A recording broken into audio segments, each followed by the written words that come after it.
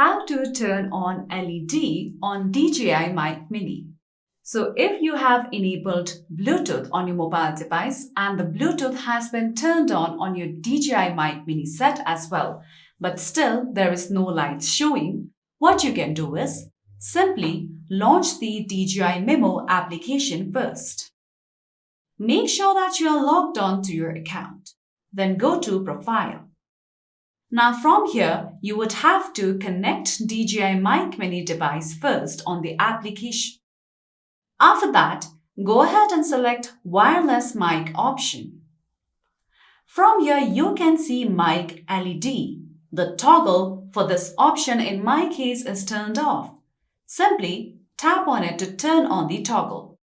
After this, if you take the transmitter of your DJI Mic Mini set, you can see that the LED light will be turned on. So now again, if you wish to turn this LED light off, simply turn off the toggle on the application. And you can see that the LED light will be turned off.